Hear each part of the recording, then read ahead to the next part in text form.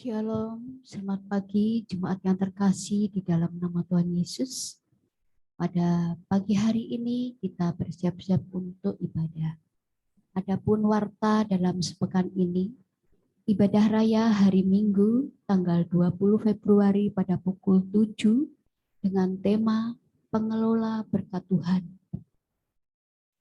Ibadah untuk anak usia 0 sampai 5 tahun hari Minggu 20 Februari pukul 9 WIB. Ibadah anak usia 6 sampai 12 tahun pada hari yang sama, tanggal 20 Februari pada pukul 10 pagi.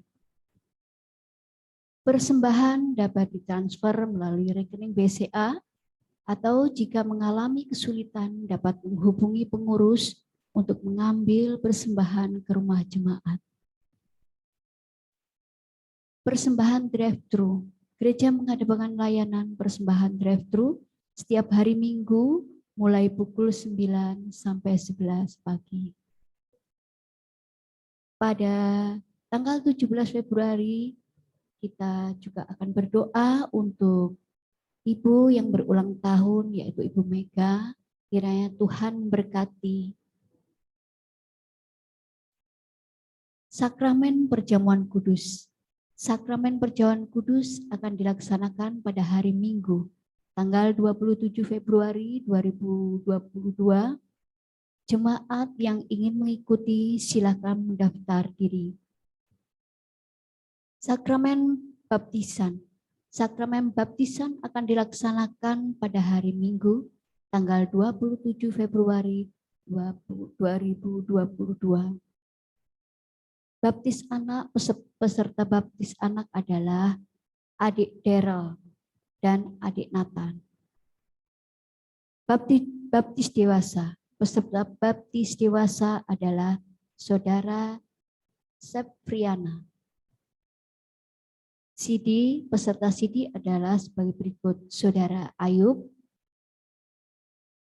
Atestasi masuk, peserta atestasi masuk adalah Ibu Vika, Bapak Selamat Haryono, dan Ibu Yani.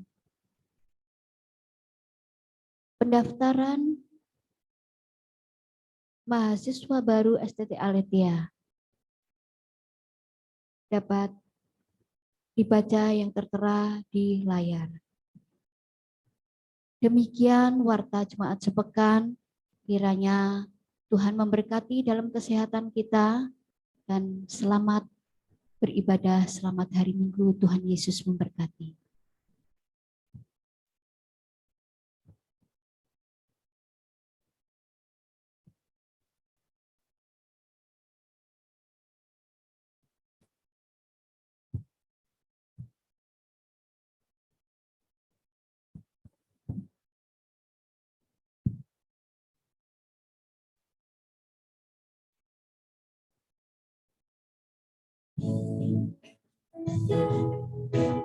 Yesus,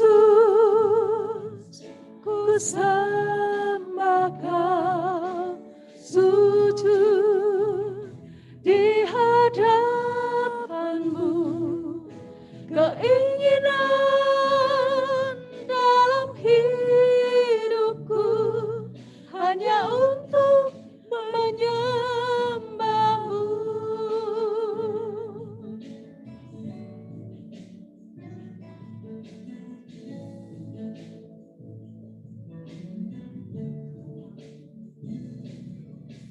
Masuk hadirat-Mu Tuhan dengan korban pujian. Masuk hadirat-Mu Tuhan berhiaskan kekudusan.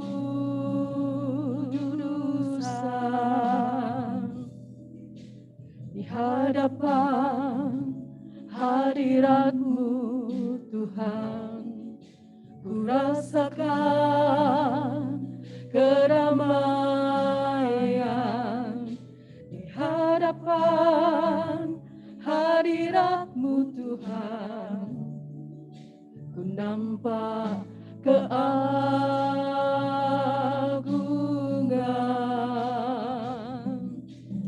Yesus, ku sembah Kau, sujud di hadapan-Mu, keinginan dalam hidupku hanya untuk menyembah-Mu. Yesus, ku sembah Kau, sujud di hadapan-Mu, keinginan dalam hidupku hanya untuk menyembah-Mu.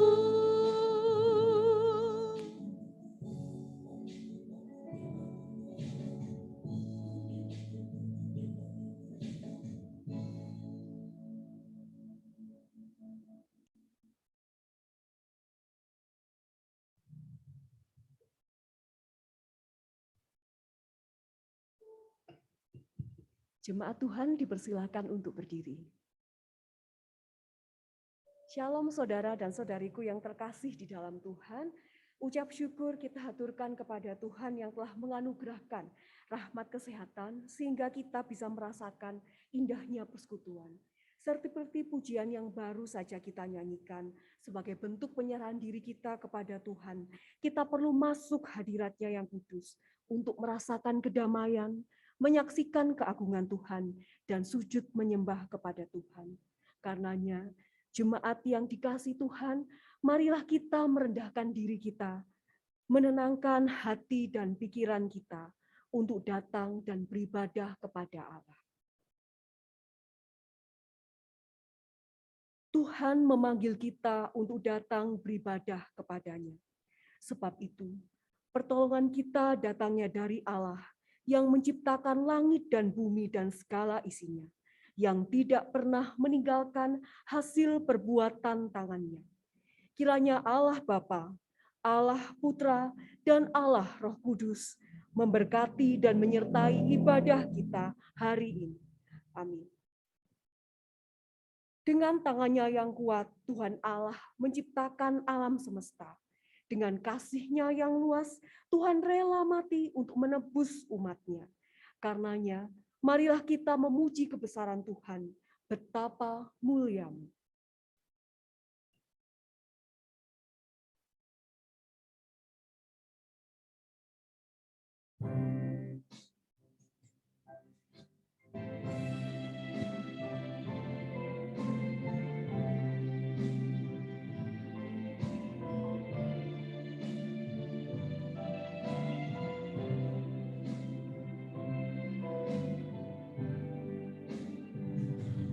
Tuhanku, bila ku terpesona merenungkan ciptaan-Mu semua, ku saksikan bintang guru angkasa, tanda kebesaran-Mu di dunia.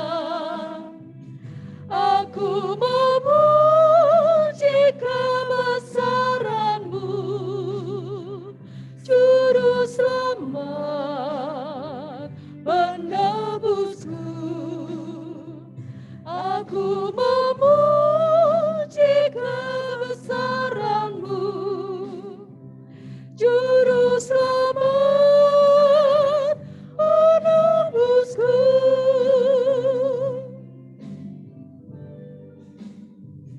Dan bila ku ingat akan kasih-Nya hingga menyuruh anak-Nya mati, rela disalib bagi manusia, apa sambutanku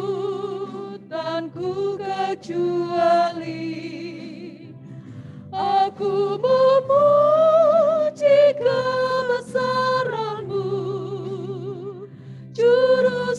selamat penebusku. Aku memuji kebesaran-Mu, Juru Selamat penebusku.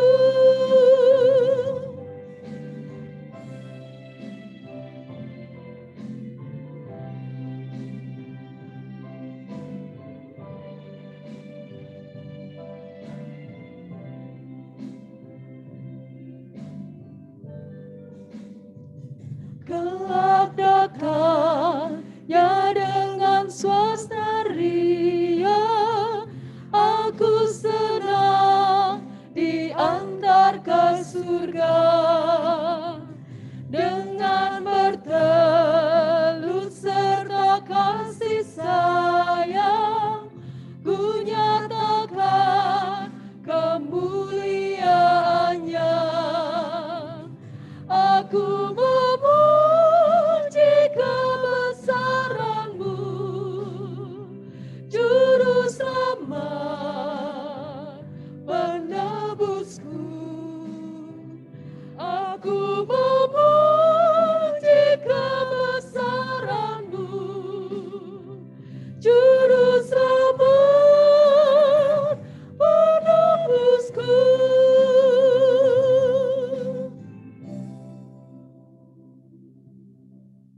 Satu Tawarikh 29 ayat yang ke-11. Ya Tuhan, punyamulah kebesaran dan kejayaan, kehormatan, kemasyuran dan keagungan. Ya, segala-galanya yang ada di langit dan di bumi. Ya Tuhan, punyamulah kerajaan, dan Engkau yang tertinggi, melebihi segala-galanya sebagai kepala. Jemaat Tuhan dipersilakan untuk duduk. Kita manusia yang penuh dengan dosa. Pengampunan kita semata-mata karena kasih-Nya. Kita manusia yang penuh dengan segala macam kesalahan. Karenanya, kita perlu mendapatkan kemurahan. Layaklah Tuhan kita puji dan sembah dengan segenap hati dan jiwa raga kita. Tak terukur kasih-Mu, Yesus.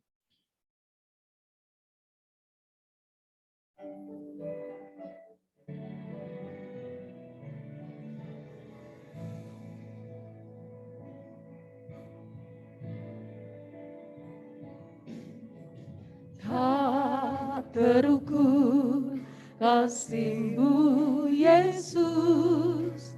Dia telah mati gantikan diriku.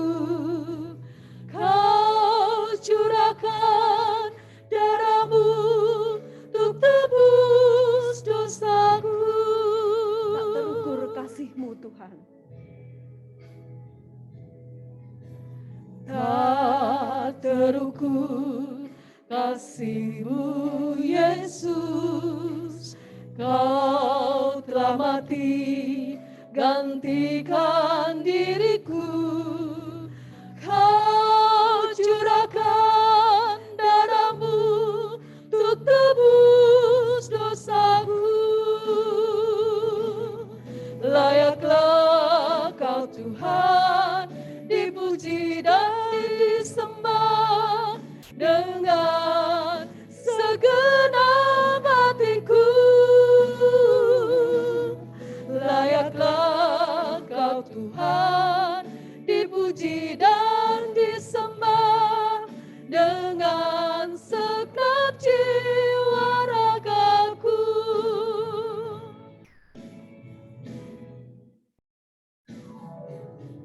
Tak terukur kasih-Mu, Yesus.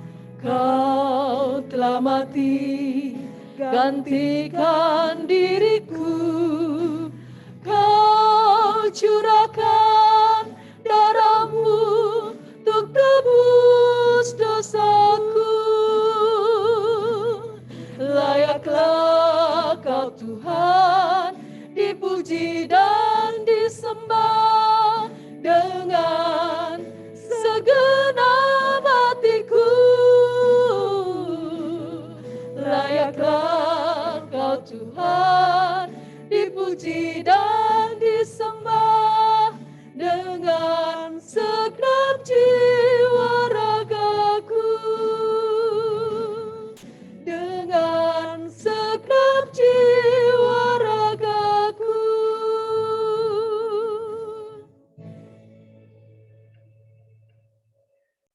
Saudaraku yang terkasih, mari kita mengakui dosa-dosa kita di hadapannya.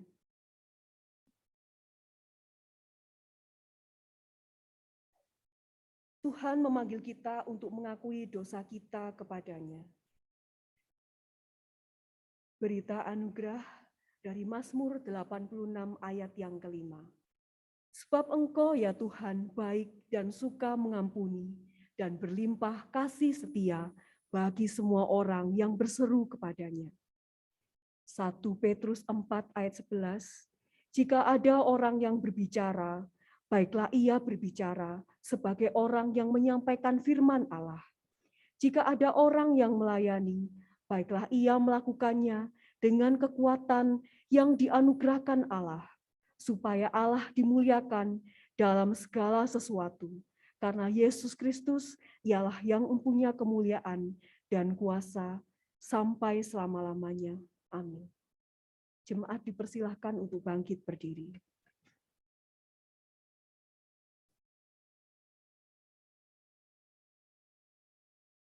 Bersama dengan gereja dan orang percaya sepanjang abad, mari kita mengikrarkan iman kita seturut dengan pengakuan iman rasuli. Hendaknya masing-masing kita berkata, Aku percaya kepada Allah, Bapa yang Maha Kuasa, Khalik langit dan bumi, dan kepada Yesus Kristus, Anak-Nya yang tunggal Tuhan kita, yang dikandung dari Roh Kudus, lahir dari anak darah Maria, yang menderita sengsara di bawah pemerintahan Pontius Pilatus, disalibkan, mati dan dikuburkan, turun ke dalam kerajaan maut. Pada hari yang ketiga, bangkit pula dari antara orang mati, naik ke surga, duduk di sebelah kanan Allah, Bapa yang Maha Kuasa. Dan dari sana ia akan datang untuk menghakimi orang yang hidup dan yang mati. Aku percaya kepada Roh Kudus, gereja yang kudus dan am, persekutuan orang kudus, pengampunan dosa, kebangkitan tubuh, dan hidup yang kekal. Amin. Jemaat dipersilakan untuk duduk. 1 Korintus 10 ayat 23, segala sesuatu diperbolehkan benar, tetapi bukan segala sesuatu berguna. Segala sesuatu diperbolehkan benar, tetapi bukan segala sesuatu membangun. Ketika saya melihat tema hari ini, medsos kawan atau lawan, baiklah ini menjadi suatu permenungan bagi kita, apakah segala sesuatu itu berguna dan membangun hidup kita untuk lebih dekat kepada Tuhan. Jemaat yang dikasih untuk kasih Tuhan, marilah kita duduk diam di bawah kakinya, mendengarkan sabda Tuhan yang akan dipimpin oleh Lose Wahyu Agustiono. Kepada Lose, kami persilakan.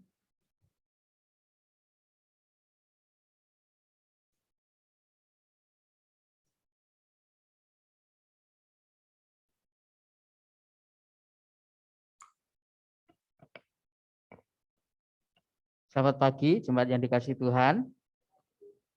Semua sehat? Ya, beberapa dari saudara kita hari ini kurang sehat karena memang di tengah-tengah COVID-19 yang masih merebak dan juga cuaca yang cukup ekstrim membuat banyak kesehatan kita terganggu. Tapi puji Tuhan, Tuhan masih memelihara hidup kita meskipun ada yang sakit, tetapi Tuhan masih berdaulat atas hidup kita. Saudara, hari ini kita akan merenungkan tentang medsos, kawan atau lawan. Ya, bukan kawan atau kawan, tapi kawan atau lawan. Mari kita bersama-sama membuka firman Tuhan yang menjadi dasar perenungan kita dari 1 Korintus pasalnya yang ke-6. 1 Korintus pasal yang ke-6 kita akan membaca dari ayat 12 sampai ayat yang ke-20. 1 Korintus pasal yang ke-6 ayat 12 sampai ayat yang ke-20. Kita akan baca secara silih berganti. Saya akan baca ayat yang genap, ayat 12, dan Bapak Ibu Saudara, bagi yang ada di ruangan ini atau yang ada di rumah, kita akan membaca ayat yang ganjil. Ya, saya yang genap, Bapak Ibu Saudara yang ganjil. Nasihat terhadap percabulan. Segala sesuatu halal bagiku, tetapi bukan semuanya berguna. Segala sesuatu halal bagiku, tetapi aku tidak membiarkan diriku diperhamba oleh suatu apapun.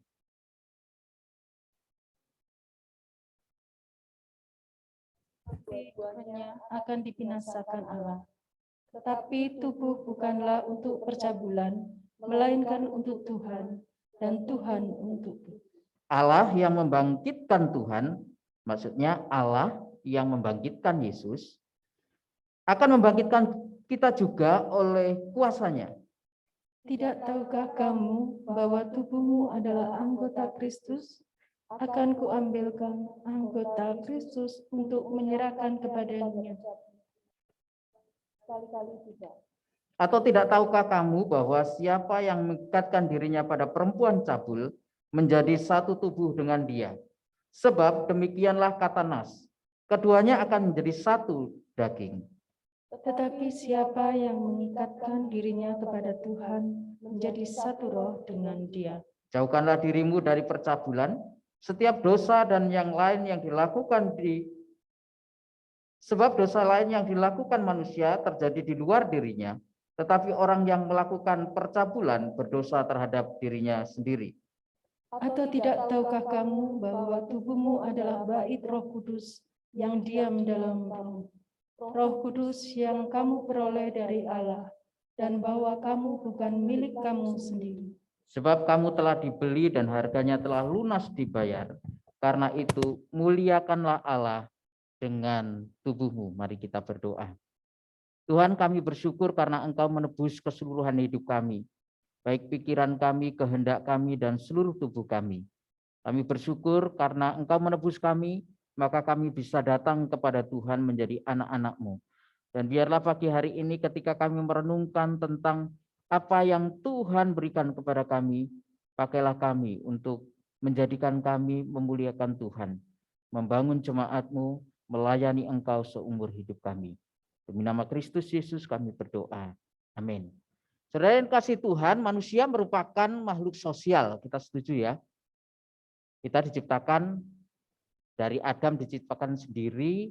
Allah melihat bahwa itu tidak baik, maka diberikan Hawa untuk menjadi teman sehingga mereka bisa hidup bersosial. Dari dasar itulah kita juga menghidupi kehidupan yang secara sosial kita nikmati hari ini bersama-sama. Secara sosial kita bisa berkumpul di satu tempat, melakukan aktivitas bersama, kita juga bisa berunding, kita bisa bekerja, hingga berbagi cerita bersama-sama. Nongki-nongki, ya, nongkrong-nongkrong. Ya, hari ini banyak tempat untuk nongkrong-nongkrong, ya, termasuk yang jemaat punya ya. Nah, pada zaman modern sekarang ini, Bapak Ibu, kita melihat perkembangan-perkembangan yang terjadi. Salah satunya adalah bidang teknologi. Teknologi berkembang sangat membantu kita ya untuk bekerja, untuk mengerjakan PR, untuk berkomunikasi. Kita kadang video call, ada yang pakai apa lagi? Ada yang pakai Friendster. Itu zaman saya pakai Friendster. Sekarang mungkin udah nggak ada lagi ya, saya enggak tahu. Ya. Jadi media sosial itu sangat berkembang dan sangat membantu kita.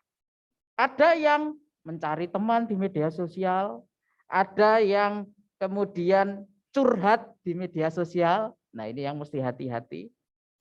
Ada yang mengunggah kontennya supaya dilihat oleh orang, mendapatkan like, subscribe, dan kemudian menghasilkan sesuatu bagi hidup kita.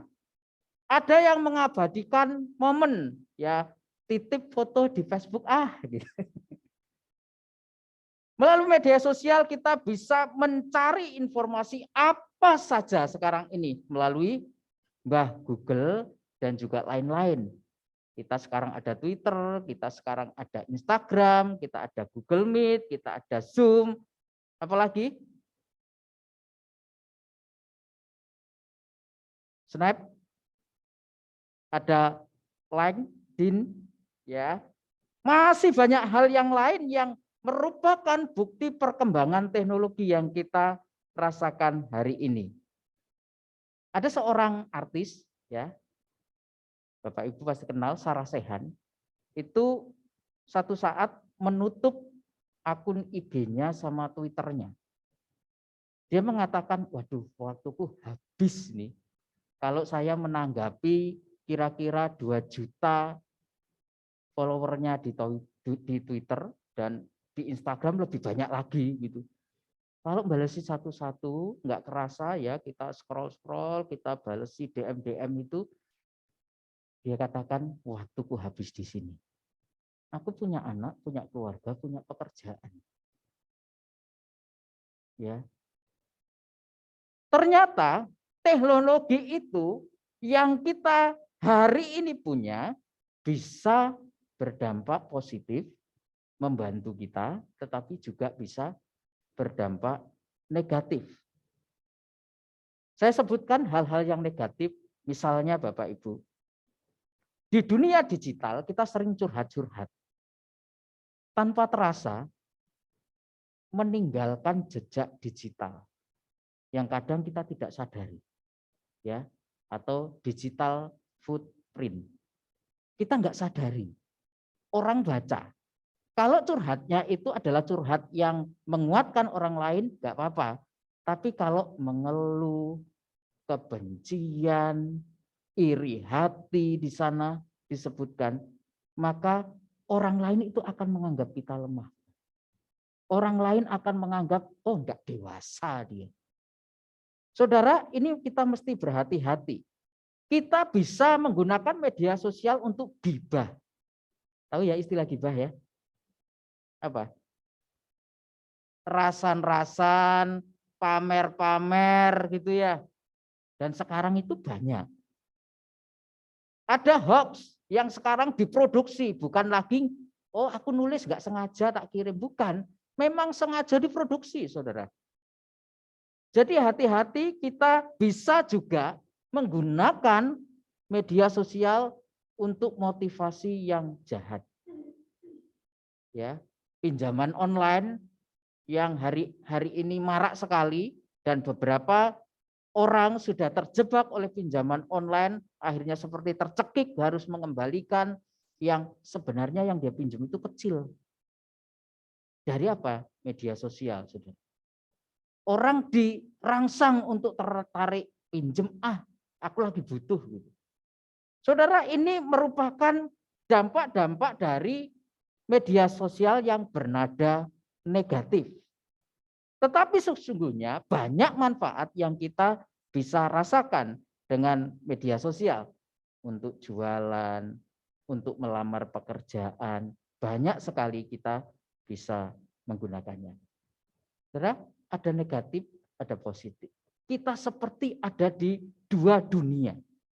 Nah, bagaimana kita bisa menyikapi media sosial yang Tuhan berikan, Tuhan izinkan kita pakai secara bijak. Maka kita akan melihat prinsip firman Tuhan ketika Tuhan memberikan sesuatu kepada kita, yaitu media sosial. 1 Korintus 6 ayat 12 sampai 20 memberikan prinsip-prinsip kepada kita tentang bagaimana menggunakan media sosial. Saudara, hari ini firman Tuhan yang kita baca, ayat 20 itu memberikan kepada kita satu kesimpulan tentang bagaimana kehidupan kita yang harus kita gunakan. Kita sudah dibeli dan harganya sudah dibayar oleh Tuhan sendiri. Dan gunakanlah hidup kita untuk memuliakan Tuhan. Nah, prinsip apa saja yang kita bisa kaitkan dengan hal ini? Karena kita sudah dibeli, harganya sudah lunas dibayar, dan kita diminta untuk memuliakan Tuhan, bagaimana penggunaannya dengan media sosial yang kita pakai? Saudara, yang pertama kita akan melihat bahwa media sosial berguna sebatas tidak merusak dunia sosial kita.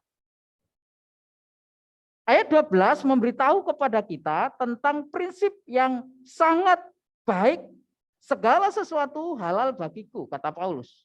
Tetapi bukan semuanya berguna.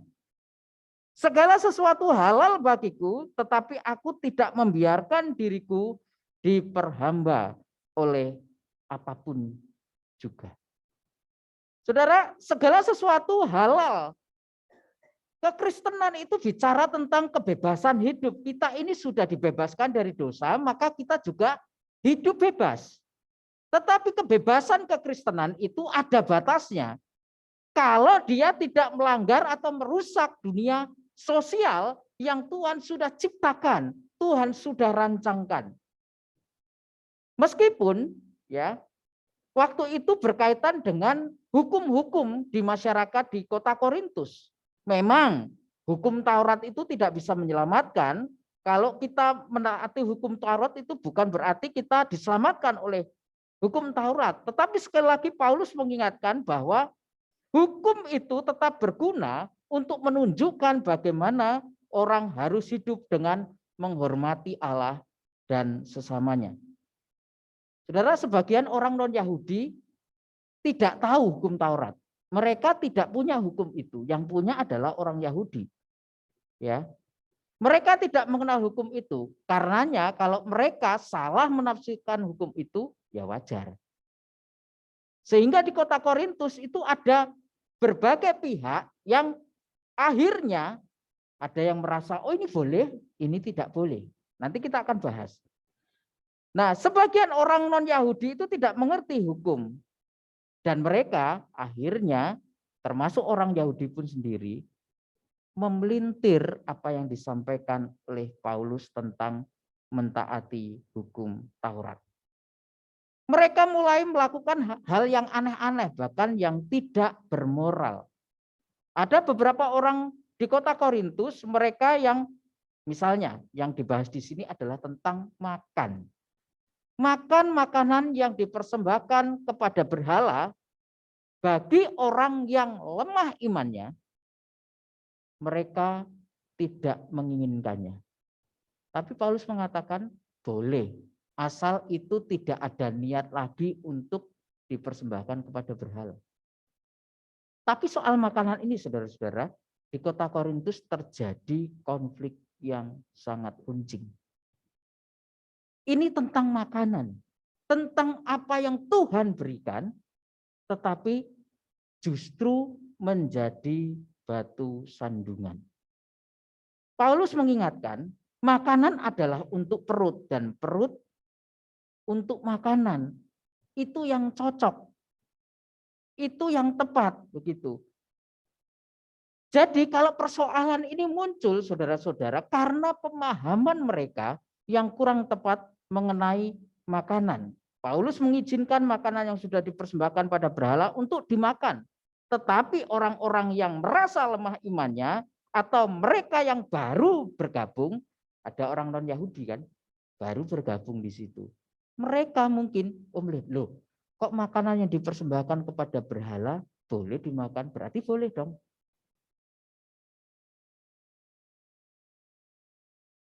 Saudara-saudara, ini menjadi batu sandungan bagi dunia sosial waktu itu. Khususnya yang ada di kota Korintus. Karena itu, apabila makanan menjadi batu sandungan bagi saudara-saudaraku, aku selama-lamanya tidak akan mau makan daging lagi. Supaya aku jangan menjadi sandungan bagi saudaraku. Paulus mengatakan itu di ayat yang di pasal setelahnya, ya, di ayat 13 dan 14.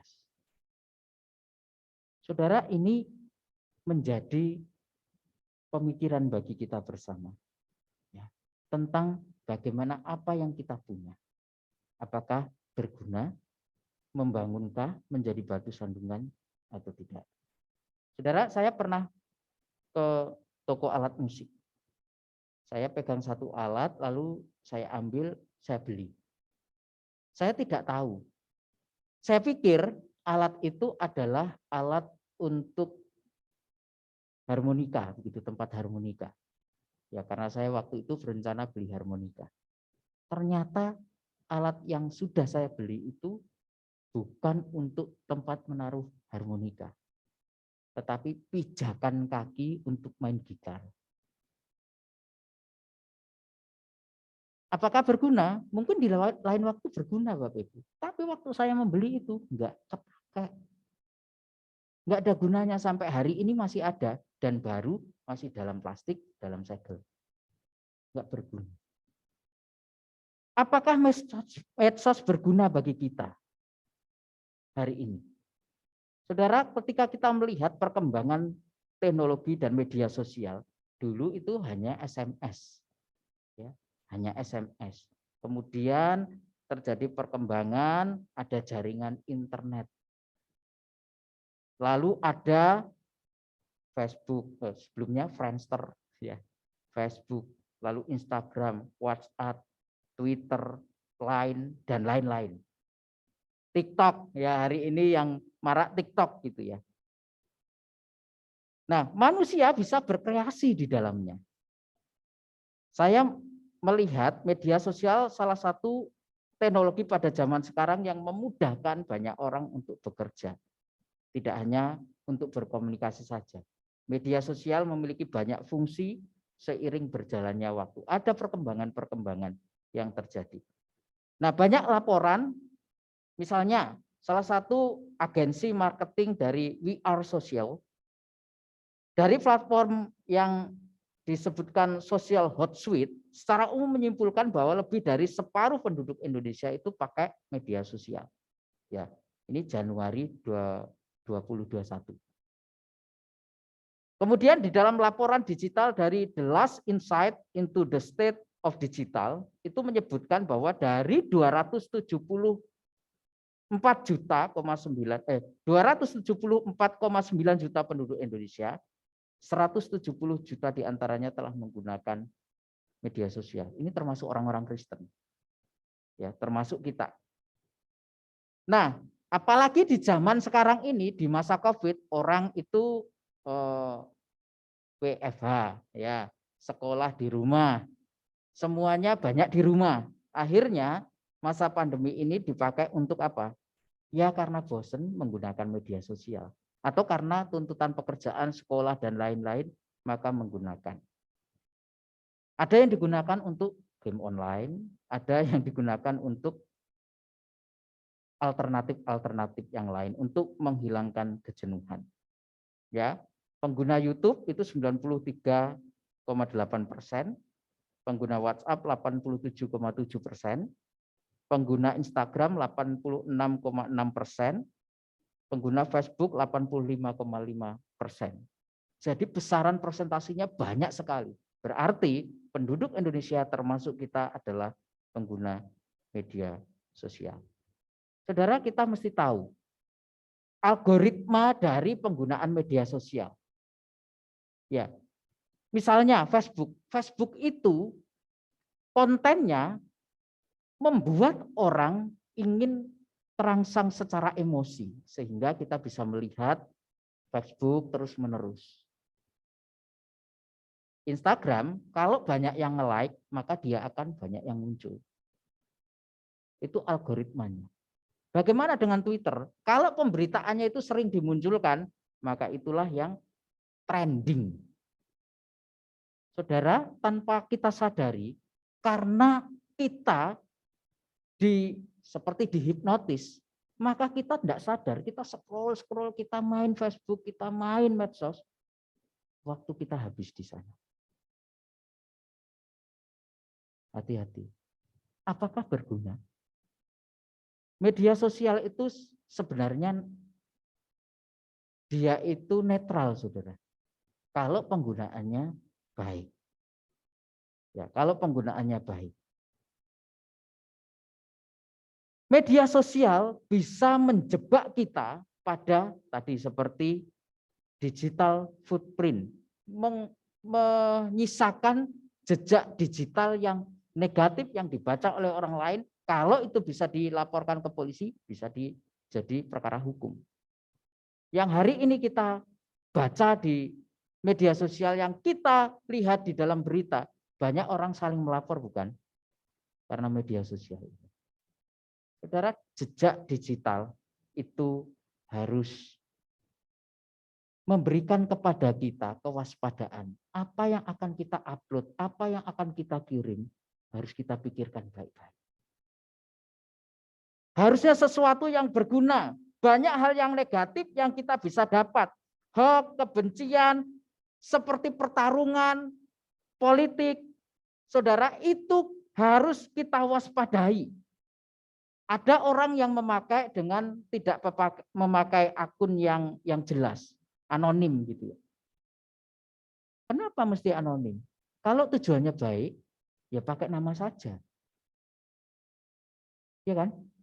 Pakai nama saja.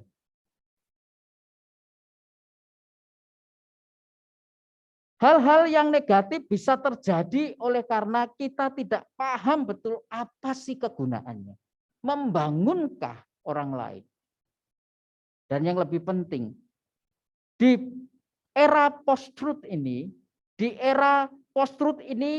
memberikan kepada masing-masing orang kebenaran sendiri. Ini benar menurut aku, kalau orang lain menganggap nggak benar, terserah. Saudara, kita harus hati-hati. Kalau kita menganggap diri kita paling benar, kita akan kembali kepada firman Tuhan. Betulkah berguna? Betulkah yang paling benar? Apakah sesuai dengan kitab suci? Saudara, oleh karena itu dalam media sosial kita mengenal filter bubble, ya, supaya kita bisa memilah-milah. Jejak digital yang kita pelajari dari algoritma media sosial sebenarnya mengarahkan kita juga kepada apa yang kita sukai, ya itu yang akan muncul terus yang kita sukai. Misalnya, kita suka gambar-gambar bunga, yang muncul ya itu terus. Secara algoritma di digital itu begitu, Bapak. Tapi di lain sisi, kita akan tidak suka kepada yang lain. Betul enggak? Kalau kita cuma suka bunga, kita nggak suka tentang elektronik misalnya. Ya kita nggak suka. Dan itu bisa merugikan kita. Padahal kita kadang-kadang butuh elektronik. Saudara, media sosial banyak membantu, tetapi ada banyak sisi-sisi negatif. Dan kita perlu berhati-hati. Sisi positifnya juga banyak, saudara. Ya, kita bisa melihat bahwa media komunikasi kita hari ini terus berkembang dan makin banyak pilihan. Kalau tidak bisa ditelepon, pakai WhatsApp. Kalau tidak bisa di WhatsApp, pakai Zoom. Kalau nggak bisa pakai Zoom, pakai Google Meet. Apalagi Telegram dan lain-lain. Itu mempermudah kita untuk bekerja, untuk sekolah, untuk studi, untuk berkomunikasi, untuk membangun relasi. Kita bisa melakukannya melalui media sosial. Media sosial berkembang dan sangat mempengaruhi juga kepada pemberitaan Injil. Saudara, apa yang kita posting hari ini? Apakah renungan? Ataukah kesaksian yang baik? Atau kata-kata motivasi yang menguatkan orang lain? Ataukah sesuatu yang membuat orang lain itu memandang positif? Atau curhatan-curhatan yang tidak berguna? Pilihan ada di jari kita. Saudara, oleh karena itu mari kita berhati-hati. Dalam Efesus 4 ayat 29, Paulus mengingatkan apa yang kita keluarkan dengan kata-kata, seperti juga tadi yang dibacakan Suripta, apakah membangun? Apakah berguna? Bagi kerajaan Allah, bagi orang lain. Itu yang pertama. Yang kedua, saudara, medsos, kawan atau lawan, mari kita memikirkan baik-baik bahwa medsos harus diwaspadai penggunaannya sebab bisa memperbudak kita. Ayat 16-20 itu diawali dengan pertanyaan-pertanyaan retorik yang tidak perlu kita jawab langsung. Tidak tahukah kamu, misalnya begitu ya. Tidak tahukah kamu, ayat 15, tidak tahukah kamu bahwa tubuhmu adalah anggota Kristus. Ini mau mengajak kita berpikir, Paulus mau mengajak kita berpikir bahwa kita ini ada hubungannya dengan Kristus langsung. Ini bukan berbicara tentang sesama orang percaya tubuh Kristus ini. Tetapi kita bagian dari Kristus langsung.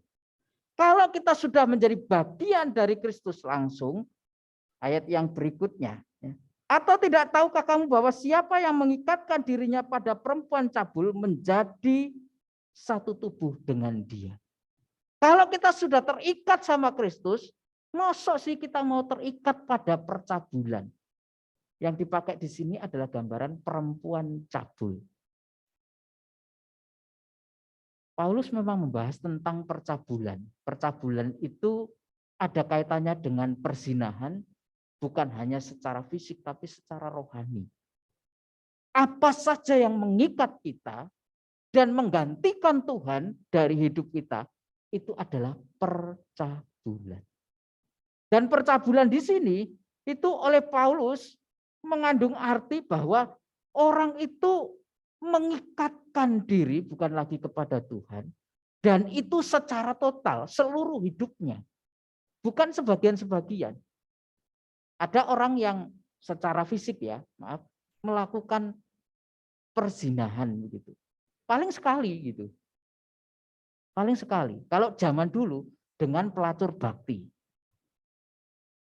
bisa dia itu kayak jadi membernya di situ terus gitu. Tapi ada dengan pelacur-pelacur yang lain.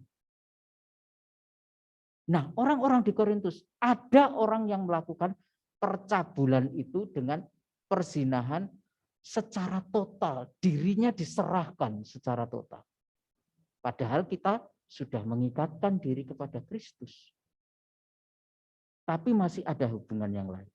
Bapak Ibu, apakah kita bisa menjalin hubungan dengan dua pihak secara bersama-sama? Kalau gitu berarti kita selingkuh kan?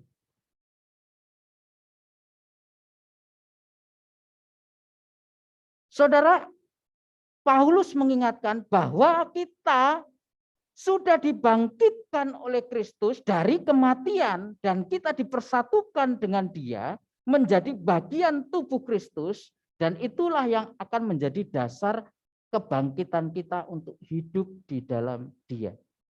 Akankah mau diambil secara total dari Kristus?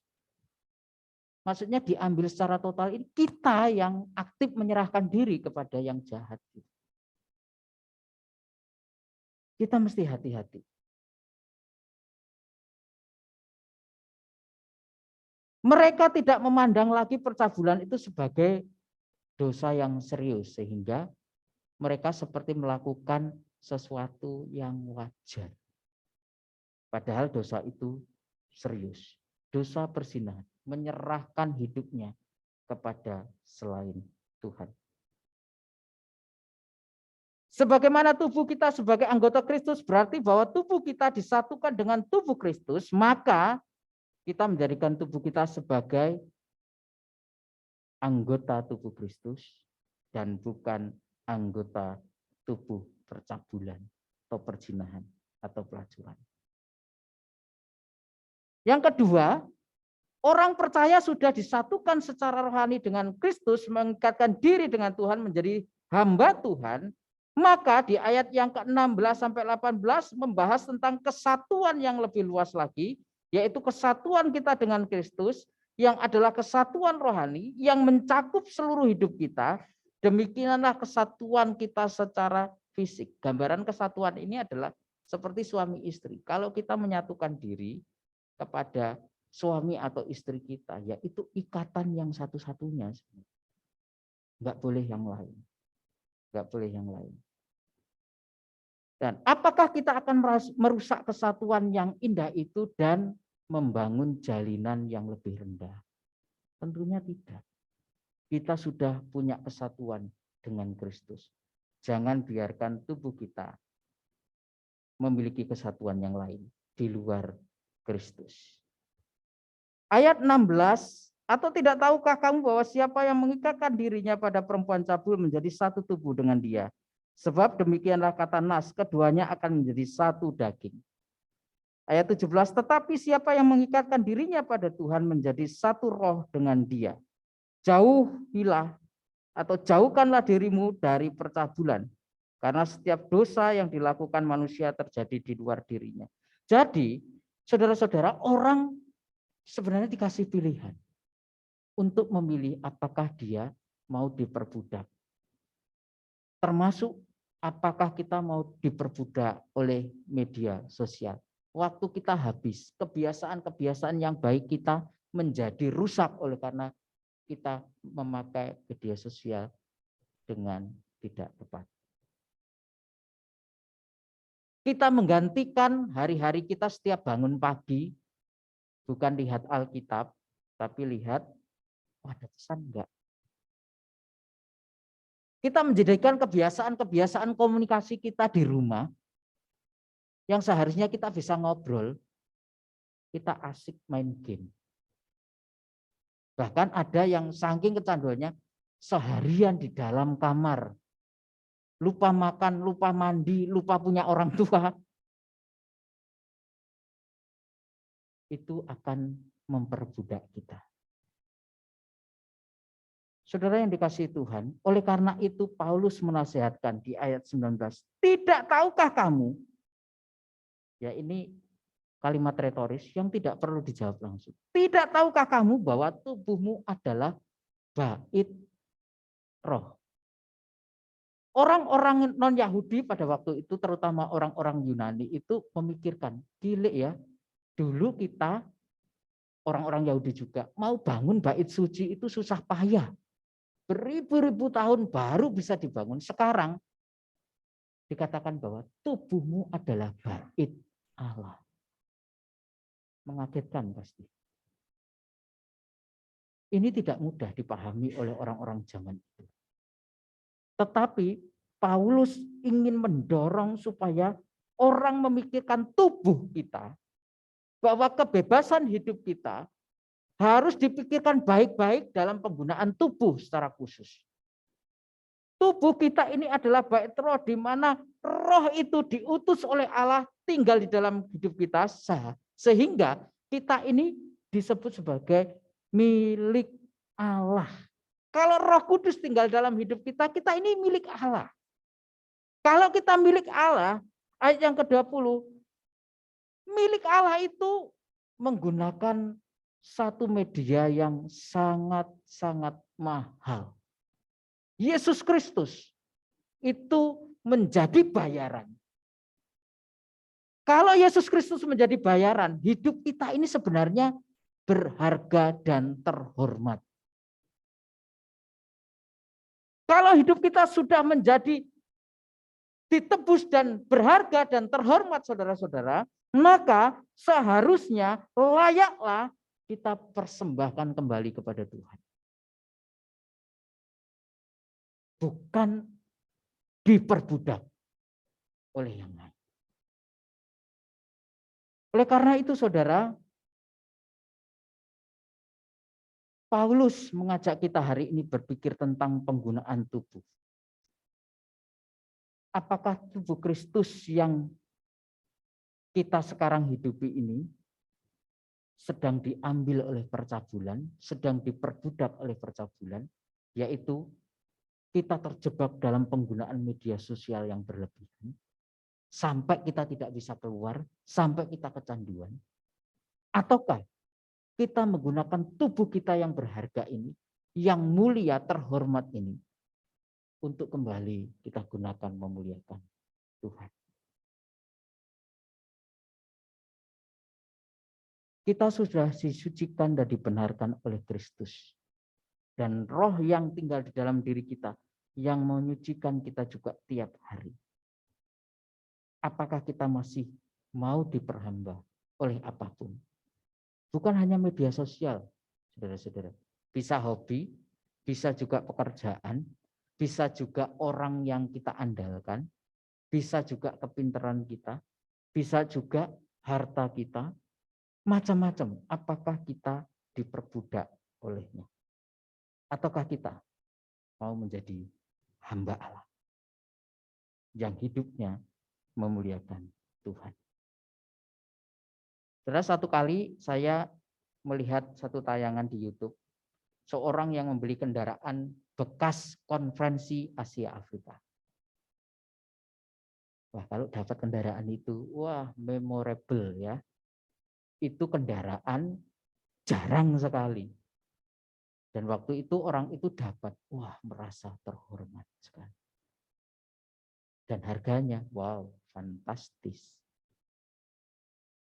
Tahunnya lama. Mungkin nggak jalan, tapi karena mendapatkan itu terhormat. Saudara, hidup kita udah ditebus. Harganya itu mahal. Kita menjadi mulia yang seharusnya binasa. Mari kita gunakan hidup kita bukan diperbudak oleh yang lain selain Tuhan. Kalau Tuhan mau memperbudak kita, mau nyuruh-nyuruh kita, mau gunakan hidup kita, ayo kita serahkan. Tapi bukan yang lain. Media sosial bisa membuat hidup kita diperbudak. Waktu kita tanya sekarang, waktu kita yang kita gunakan untuk bermedia sosial berapa jam setiap hari? Dari bangun tidur sampai tidur, berapa jam? Kebiasaan-kebiasaan kita. Kita biasa di meja makan bersama-sama makan. Sekarang makan sambil ini. Aku mau nonton YouTube.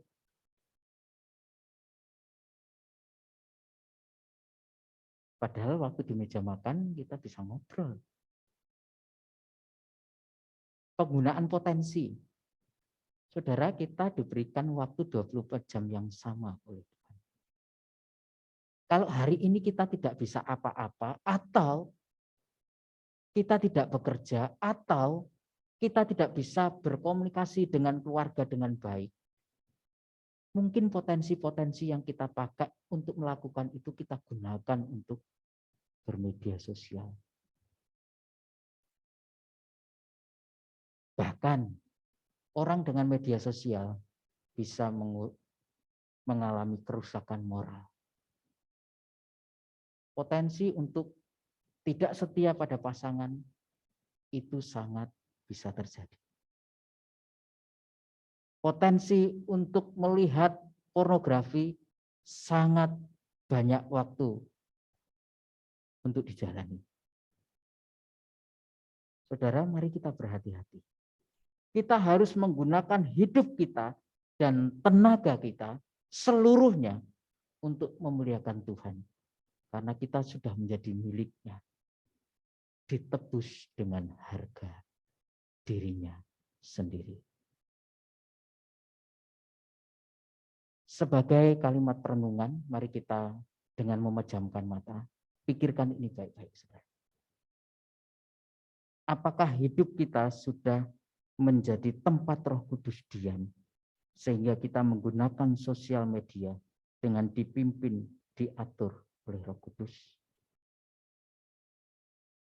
Apakah dalam hidup kita menggunakan media sosial, kita ingin gibah, kita menunjukkan kebencian, iri hati, ataukah kita gunakan untuk hal-hal yang bermanfaat bagi hidup kita? Apakah waktu kita hari yang kita jalani itu kita persembahkan untuk kemuliaan Tuhan? Ketika kita memakai WhatsApp kita, ketika kita memakai YouTube, ketika kita memakai Twitter, ketika kita memakai Zoom, apakah semuanya memberitakan tentang Tuhan yang mengasihi kita?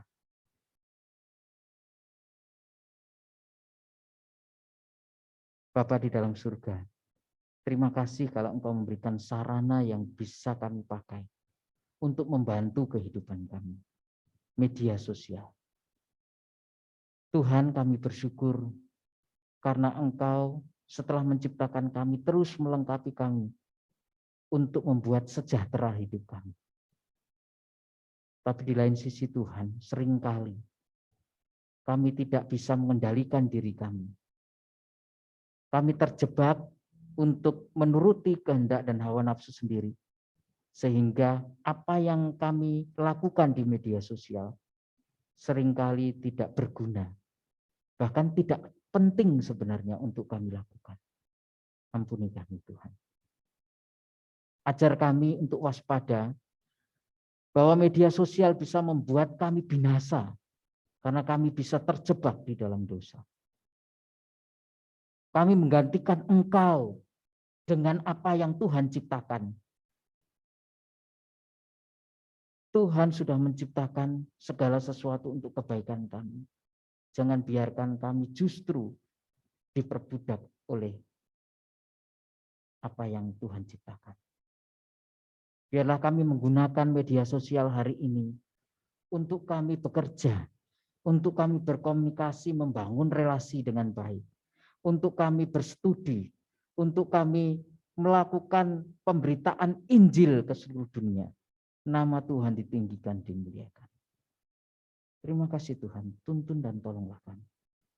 Demi Kristus Yesus, Allah yang hidup, penolong kami berdoa. Amin. Amin.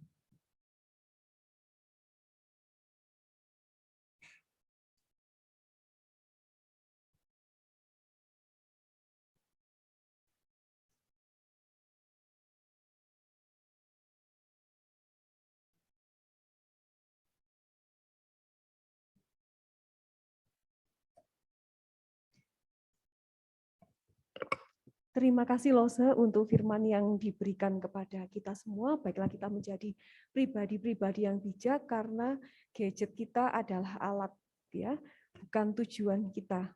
Maka marilah kita berbijaksana dalam menggunakan sosial media. Bapak Ibu yang terkasih, kita persilakan untuk bangkit berdiri. Kita akan membaca visi dan misi gereja kita.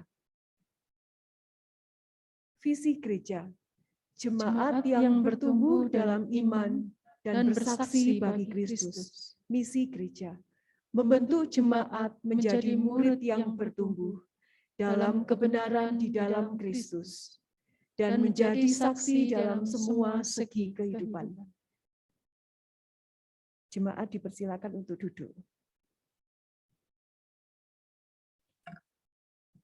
Lukas 6 ayat ke-38, berilah dan kamu akan diberi suatu takaran yang baik, yang dipadatkan, yang digoncangkan, dan yang tumpah keluar, akan dicurahkan ke dalam ribaanmu. Sebab ukuran yang kamu pakai untuk mengukur akan diukurkan kepadamu.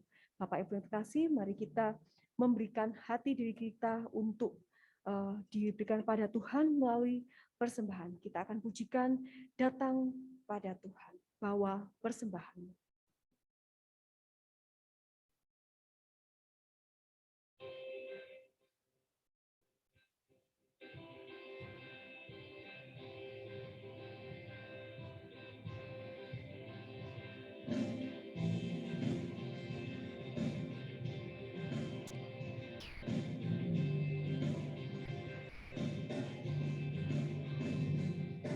Datang pada Tuhan dan bawalah persembahanmu kepadanya.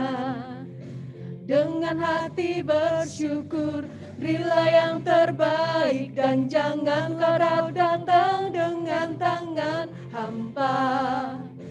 Kehadiratnya bawalah sekarang persembahanmu. Berilah dengan sukacita, bawalah sekarang persembahanmu. Jangan dengan terpaksa, sebab suatu takaran yang baik yang akan dipadatkan dan dicurahkan padamu 30, 60 dan 100 kali ganda kan kau nikmati sepanjang umur hidupmu. Datang pada Tuhan dan bawalah persembahanmu kepadanya. Dengan hati bersyukur, berilah yang terbaik dan janganlah kau datang dengan tangan hampa. kehadiratnya bawalah sekarang persembahanmu. Berilah dengan sukacita, bawalah sekarang persembahanmu. Jangan dengan terpaksa, sebab suatu takaran yang baik yang akan dipadatkan dan dicurahkan kepadamu. 30, 60 dan 100 kali ganda kan kau nikmati sepanjang, sebab suatu takaran yang baik yang akan dipadatkan kan dicurahkan kepadamu. 30, 60 dan 100 kali ganda kan kau nikmati sepanjang umur hidupmu.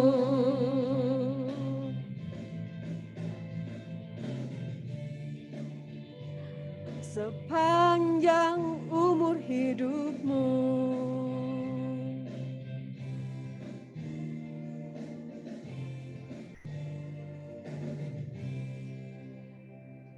Baiklah, dengan sikap hati yang tulus kita memberikan persembahan seperti persembahan seorang janda yang memberikan yang terbaik yang kita punya kepada Tuhan. Bukan karena akan dibalas 30, 60 atau 100, tapi sungguh karena hati yang tulus kita memberikan yang terbaik buat Tuhan.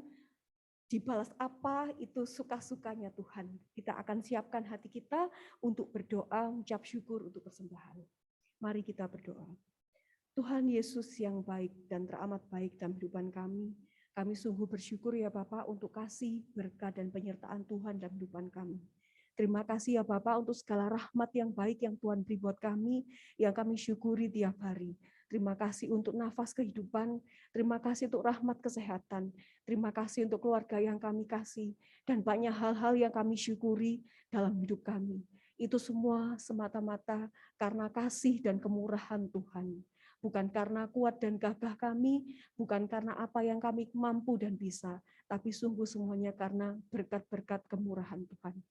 Bapak, kami mau mengembalikan ya Bapak, sebagian dari yang kami miliki untuk hormat dan kemuliaan nama-Mu. Biar dalam persembahan kami ini ya Bapak, dapat digunakan untuk menjadi sarana pertumbuhan dan perkembangan gereja-Mu. Biarlah kami dengan hati dan sikap hati yang tulus untuk mengembalikan apa yang kami miliki ke dalam tangan-Mu. Bukan karena apa yang hendak kami terima, tapi sungguh semuanya untuk hormat dan kemuliaan Tuhan. Biarlah Tuhan lihat hati kami, apakah kami sungguh memberikannya dengan penuh ketulusan ke hadapan-Mu. Dan kiranya Tuhan ampuni kami ya Bapa, jika masih ada hati yang kurang berkenan di hadapan Tuhan. Allah Bapa kami yang bertarung dalam surga, kami berdoa padamu ya Tuhan. Kami juga sungguh mohon ampun ya Bapa kepadamu atas segala dosa dan kesalahan yang kami buat yang tidak berkenan di hadapan Tuhan. Baik melalui perkataan, perbuatan kami, tingkah laku kami yang seringkali mendukakan hati Tuhan. Ampuni kami ya Bapa bila dalam kehidupan kami seringkali kami menomorduakan Tuhan. Ampuni kami ya Tuhan bila dalam kehidupan kami seringkali kami menyakiti hati sesama kami. Ampuni kami ya Bapa bila dalam kehidupan kami kurang beriman kepadamu, kami kurang menaruh percaya kepadamu. Ampuni kami ya Bapa, dalam kehidupan kami mungkin kami sering ya Tuhan mengharapkan segala sesuatu yang baik setelah kami melakukan perbuatan yang baik. Ampuni kami ya Bapa atas segala motivasi kami yang kurang berkenan di hadapan-Kau. Ya Bapa, kami saat ini mau datang ke hadirat-Mu, kami mohon ampun kepadamu ya Bapa atas segala sesuatu yang kami buat. Biarlah Tuhan sendiri Allah yang mengasihi kami, yang mengampuni segala dosa, kesalahan, dan pelanggaran kami. Dan saat ini ya Bapa, kami juga bersatu hati berdoa ya Bapa untuk beberapa pergumulan doa di hadapan Tuhan. Kami berdoa padamu ya Tuhan untuk kesatuan hati jemaat Tuhan di tempat ini. Kami tahu ya Bapa saat ini sulit bagi kami untuk bertemu satu sama lain secara fisik. Tapi kami percaya Bapak, kasih yang dari Tuhan itu akan mengikat kami. Walaupun pertemuan-pertemuan yang diadakan secara virtual dan sangat terbatas sekali bisa bertemu secara langsung, tapi biarlah Tuhan ikatkan persekutuan kami, sehingga kami dapat punya hati yang satu untuk memuji dan memuliakan nama-Mu ya Tuhan. Kami berdoa padamu juga ya Bapa untuk pengurus gereja GKT Sawu Jajar ya Bapa, mulai dari pengurus umum hingga pengurus di Tiapsi dan juga gembala di gereja GKT Sawu Jajar ini ya Tuhan, kiranya Tuhan berkati supaya Tuhan berikan hati untuk semakin hari semakin melayani Tuhan lebih lagi. Semakin hari semakin memberikan diri yang terbaik untuk Tuhan, untuk pekerjaan Tuhan. Dan kiranya Tuhan perlengkapi setiap anak-anak-Mu, terutama pengurus, untuk dapat mengayomi setiap jemaat dan untuk tetap menjaga setiap jemaat, menjaga hati setiap jemaat untuk tetap bersekutu di hadapan Tuhan. Kami juga berdoa padamu ya Bapa untuk penanganan COVID-19 yang saat ini sedang berjalan ya Tuhan. Kiranya Tuhan berkati pemerintah kami ya Bapa yang sedang mengusahakan berbagai cara ya Bapa untuk penanganan ini. Baik melalui vaksinasi booster, kemudian melalui tracing yang diadakan, kiranya Tuhan tolong, Tuhan berikan jalan keluar ya Bapa untuk kami segera dapat terbebas dari pandemi ini. Karena Tuhan tahu banyak hal yang terbatasi, banyak hal yang tidak kami bisa lakukan ketika berada dalam situasi yang seperti ini. Tapi kami percaya Tuhan rencana-Mu indah dan selalu yang terbaik buat kami umat-Mu. Kami percaya Tuhan akan berkat dan pemeliharaan Tuhan, kekuatan yang Tuhan beri dalam kami menjalani masa-masa yang sulit ini. Kami berdoa padamu ya Tuhan untuk jemaat-Mu GKT Pos PI Sawu Jajar, biarlah Tuhan senantiasa menolong segala pergumulan yang dihadapi.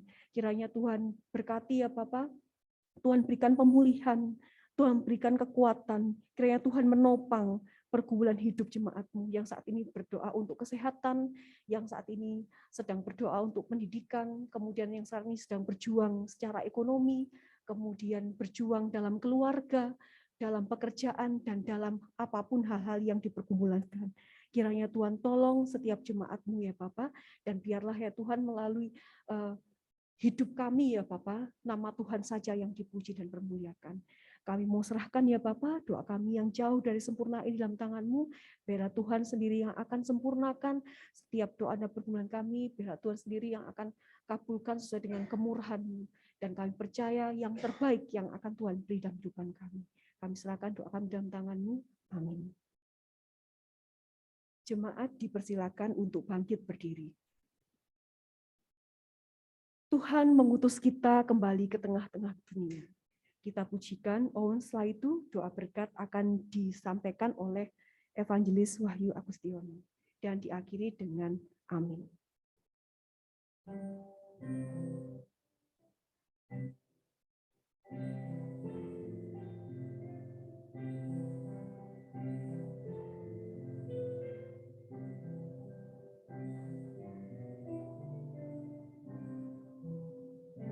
Puji Allah, Bapa Putra, puji Allah, Roh Kudus, ketiganya yang esa. Pohon semat, sumber berkah. Amin.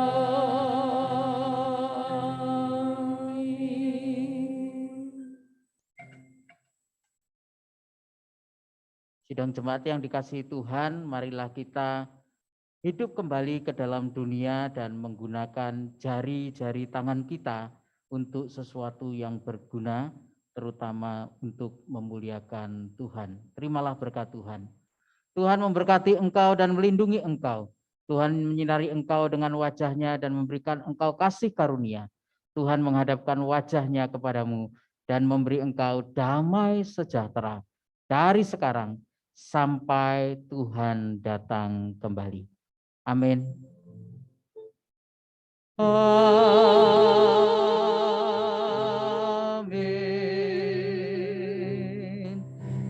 Amin.